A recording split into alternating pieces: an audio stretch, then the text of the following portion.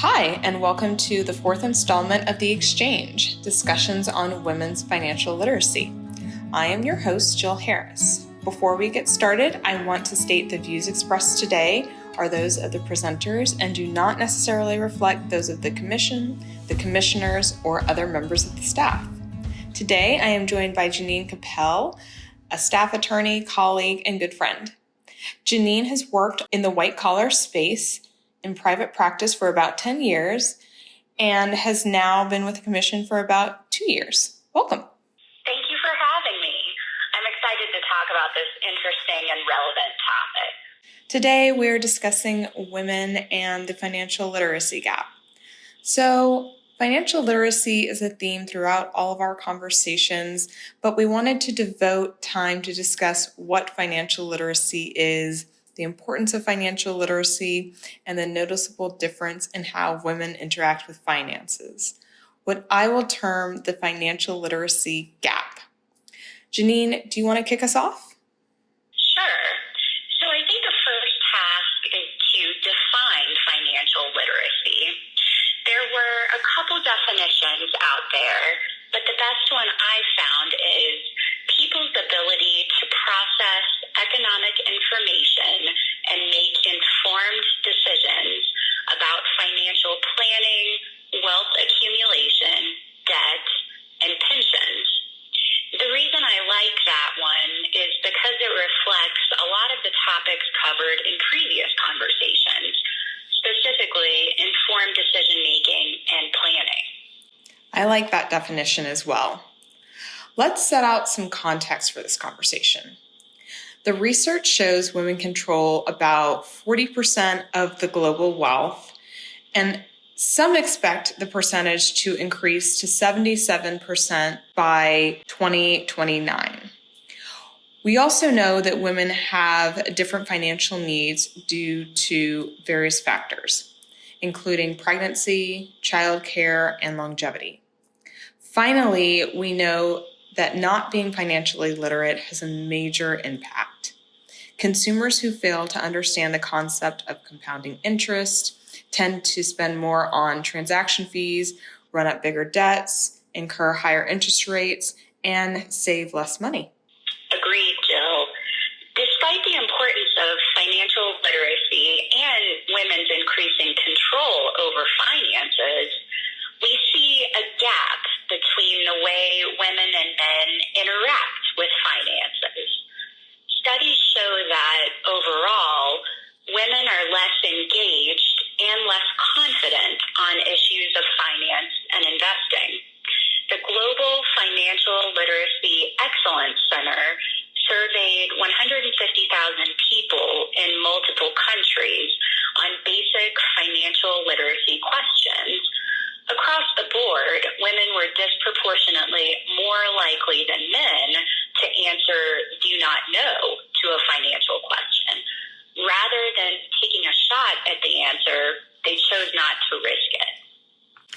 I want to expand on the survey a bit. There was one question about interest rates, one about inflation, and one about risk diversification. I wonder if the overall results would have been different if there had been questions about budgeting and saving, which we know are key components of financial literacy. It's a good point. As we discuss the rest of these results, we should note that the phrasing and substance of the questions likely factored into the results. As we dig in, we find that for each of the basic financial literacy questions, the proportion of correct answers was lowest amongst women. About 55% of men correctly answered questions regarding interest rates and inflation, compared to 38% of women. In the United States, women are 14 percentage points less likely to give a correct answer. Not surprisingly, we see this trend continue in more advanced financial concepts like mortgage pricing, the stock market, and mutual funds. I found that interesting too. What is fascinating to me when I look at these studies is that this is true across all demographics. The gender gap in financial literacy continues to persist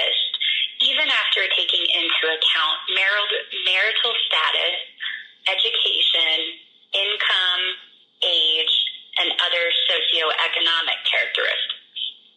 I saw that too. A lot of these variables overlap, particularly age, marital status, and income. But I think they are each worth further discussion because they can illuminate some of the reasons behind the gender gap.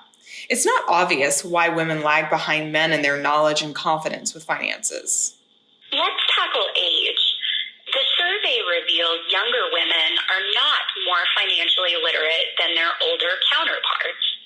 This is interesting because younger women are more likely to be educated and participate in the labor market, and also less aligned with traditional gender roles. I also think it's notable because culturally, there's an increased focus on women in finance that does not seem to be translating to actual engagement. That is interesting. While it's important for women of all ages to be financially literate, different generations have different concerns. For younger women, they are managing somewhat novel issues like student debt and increasingly doing so independently, as less people are getting married. For older women who outlive their husbands who traditionally handled the finances, they find themselves needing new skills later in life. So this dovetails into another variable, marital status. As you might expect, married women are more financially literate than their unmarried counterparts. I'm not sure we can infer that marriage equals additional financial literacy. I think this makes sense because marital status overlaps with age and more complex financial decisions. However, in the U.S., unmarried women display very low levels of financial literacy. Yet, the gap in financial literacy between married women and married men remains consistent with our overall theme. Married men are more financially literate. Even the female survey respondents who identified as the joint decision makers know significantly less than their respective male respondents. I think this is partially explained by the fact that finances have been traditionally and culturally seen as the domain outside the home, which is usually dominated by men. One study suggested that financial language itself would be a barrier to financial literacy because so many financial industry terms and phrases are associated with traditionally male-skewing activities like war, sports, and gaming. Additionally, I would note the absence of women in the financial industry likely reinforces the idea that finances are not something for women. One illustrative statistic: less than 25% of leadership roles within the financial firms are held by women. I would agree with those observations. I would also note that the persistence of the gap between different age groups regarding finances within the home demonstrates that a certain cultural understanding of finance continues between the generations. With an increasing amount of women in the workforce, the popular wisdom on this has shifted a bit. Although the majority of married couples still put all their income into a joint account, in a 2016 survey, the respondents were split evenly about whether a married couple could merge all their money. There are a lot of approaches to financial literacy, but for some couples, keeping separate accounts can bolster financial literacy. With technologies like online bill pay and mobile payment services like Venmo or Cash App, the practice of splitting finances is likely to become more commonplace. Anyone using these technologies should, however, be aware of privacy settings. Some services may publicly display transaction or transfer details, which may not be ideal. Apparently, one of the main concerns around splitting is the inconvenience. I think those technologies you mentioned could certainly allay concerns about that. It is important to remember, however, that every couple has different circumstances, and there is no one-size-fits-all approach to handling finances. Some couples may choose to maintain joint accounts to avoid potential fees associated with multiple accounts, to obtain available pricing benefits often reserved for larger accounts, or for estate planning considerations. Regardless of account structure,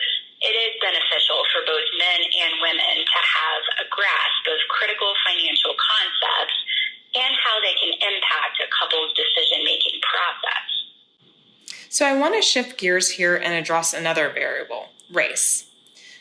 The most recent studies show that whites were more likely than Black and Hispanic respondents to answer basic financial literacy questions correctly. Depending on the question, Blacks were between 12 and 17% less likely to give a correct response than their white counterparts. Hispanics were between 7 and 12% less likely to give a correct response than their white counterparts. These findings align with other studies that found differences in financial literacy based on race in high school students. I think it's important to consider this gap in context because it aligns with the racial wealth gap. We know in the U.S., the average Black or Hispanic Latino household earns about half as much as the average white household and owns only about 15 to 20% as much net wealth. We also know that wealthier people have more financial literacy. Respondents from households that own taxable investments were more likely to answer the questions correctly relative to households with only retirement accounts or no account. Considering we have a society where certain races and ethnicities have historically less wealth, it's not surprising that there seems to be a relationship between the two. You've touched on a key point. There seems to be a correlation between greater wealth and financial literacy, probably because wealth tends to provide more exposure to the education, people, and institutions that use advanced financial terms and concepts. This is important because while the lack of financial literacy may not initially cause the racial wealth gap, it could perpetuate it. We know that financial literacy generally correlates to the type of financial decision making that can create wealth. Specifically, individuals with higher financial literacy are more likely to take on higher risk and higher yield assets like stocks or options, are less likely to take on higher interest debt, and are more likely to save at higher interest rates. So it's a bit self-perpetuating. Financial literacy can help create wealth, but already having wealth generally means you have financial literacy. Yes, and it's one of the many reasons the racial wealth gap has remained stagnant. I want to pick up on this wealth and financial literacy link because I think it's important. And the studies around wealth and women of color are particularly illustrative. A 2019 study found a single Black woman's median wealth is $1,700, compared with the median wealth of a single white man at $78,200. This remains true even as women of color close the education gap. For instance, Black women make up around 13% of this country's female population, but they consistently make up over 50% of the number of Black people who receive post-secondary degrees. That's a great point. To summarize, I think reviewing how the financial literacy gap interacts with a lot of these variables, marital status, age, race, can help us see where financial literacy really comes from and its effects. One thing I came away with is that schools, colleges, and universities are not embedding financial literacy in their curriculum. Instead, the idea of learning about finance largely is aligned with culture and traditional gender roles. I have the same observation, especially considering formal education attainment does not translate to financial literacy. So I want to transition to discuss exactly why financial literacy matters. I know before you mentioned how it correlates to wealth creation, and that's important, but there's also some major negative correlations with low financial literacy, especially for women. One that we saw throughout the research is increased poverty in older women, particularly in the United States. This goes back to women often outliving their partners, the fact that elderly widows have few alternatives for enhancing their financial situation, and that women are less likely than men to have defined contribution pension plans, and even when they do, contribute less to them because they earn less over their career. Numerous studies argue that this situation is in part due to lack of financial preparation. These are bolstered by the studies we cited earlier, where women reply, "do not know," to survey questions about their expected retirement age and expected retirement income. That's helpful context, Janine. And you can imagine a world in which financial literacy is normalized, formally taught, and easily accessible that would address that specific issue. So now that we've established the financial literacy gap, its extent, and consequences, let's discuss some of the efforts at closing the financial literacy gap. Yes, so let's start with adult education. A comprehensive analysis showed that efforts at financial literacy in adulthood have positive effects on both financial knowledge and behaviors. However, financial interventions, where family, friends, or others approach an individual to raise concerns regarding that person's financial situation and encourage them to seek professional help, may not necessarily lead to changes in behavior if people have resource constraints or are already acting optimally, or it may be optimal not to change the behavior. This makes sense to me. It really gets at the idea we were discussing earlier. Access to financial literacy can be constrained by financial resources. Agreed. The good news here is that increasingly we are seeing policymakers and the private sector work on specific programs to address financial literacy. As you can expect, the focus is mostly on K through 12 education. In fact, last year, state legislators in 24 states were considering financial literacy bills. In 2019, North Carolina passed a bill requiring a full-year course in economics and personal finance for high school graduates starting in 2024. The course will require instruction on the true cost of credit, borrowing, credit scores and reports, and planning and paying for post-secondary education. To date, this is the most aggressive effort, but we do see many states, including Texas, offering personal finance courses in high school. I think that's a great first step. A lot of this increased attention appears to be spurred on by the pandemic and the issues of economic inequality it revealed. You mentioned the North Carolina bill addresses borrowing. I'm happy to hear that, especially considering the increased attention around student loans. I am as well. Though there appears to be wide consensus that this is necessary, the discussion appears to be whether to make these types of courses required or elective. According to a recent study by Next Gen Personal Finance that does a lot of good work in this area, only 15 states passed legislation requiring a personal finance course before graduation. Based on what we've seen in the data, I would argue this type of instruction should be required, and am interested to see these results out of North Carolina. Same here, very encouraging. Beyond efforts to educate school-age children, we're also seeing resources for other at-risk demographics coming from the nonprofit sector. For instance, some nonprofits provide online resources and seminars covering important issues for divorced women and widows. Topics range from how divorce can impact retirement accounts to the rights of a widow to her spouse's pension, and many more. So let's end on a high note.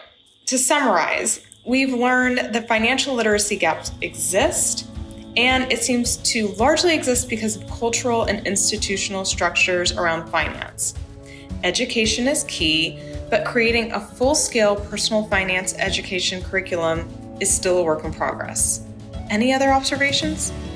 As women continue to manage an increasing share of global wealth, it is particularly important that we emphasize the role women can and should have in managing their own financial destinies.